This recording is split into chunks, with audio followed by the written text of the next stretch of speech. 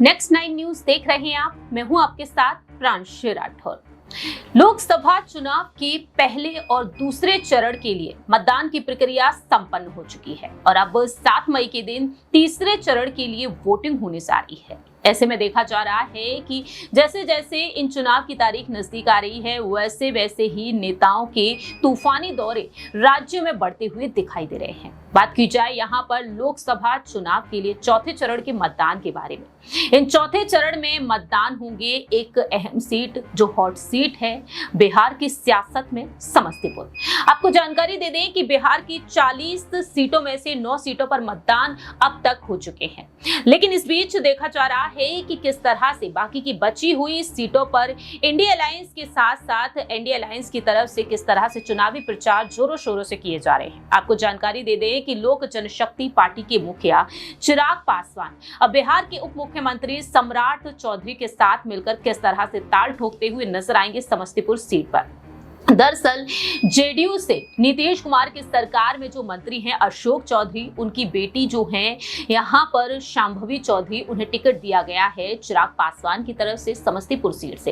इस सीट पर India alliance की तरफ से, कांग्रेस की तरफ से सन्नी हजारी को उतारा गया है। इस सीट पर 13 मई को मतदान होने जा रहे हैं चौथे चरण में। ऐसे में चिराग पासवान और सम्राट चौधरी अब शांभवी चौधरी के लिए चुनावी प्रचार करते हुए देखे जाएंगे।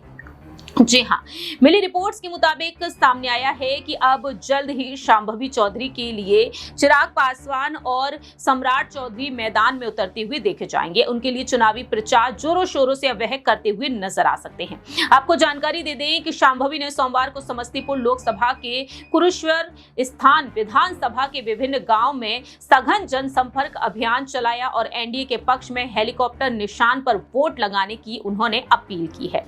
आपको जानकारी दे दें कि अब सम्राट चौधरी तो मैदान में उतर ही रहे हैं, साथ ही साथ चिराग पासवान भी अपनी उम्मीदवार को यहां पर समर्थन देने के लिए नजर आने वाले हैं। शांभवी ने जनसंपर्क के दौरान 1 मई 2024 को कुरुश्वर स्थान हाई स्कूल में बिहार के उप मुख्यमंत्री सम्राट चौधरी और लोजपा रामविलास के राष्ट्रीय अध्यक्ष चिराग पासवान जी के होने की संयुक्त विशाल जनसभा में आने का निमंत्रण दिया है।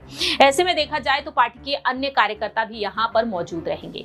देखना होगा कि शांभवी चौधरी क्या वाकई में कांग्रेस के उम्मीदवार सन्नी हजारी को टक्कर दे पाएंगे। लेकिन यहाँ पर एक बड़ी चुनौती ये भी बन जाती है कि दलित वोट बैंक को साधने के लिए मैदान में चंद्रशेखर आजाद हैं। चंद्रशेखर आजाद ने अपने उम्मीदवार को समस्तीपुर सीट से उतार रखा है।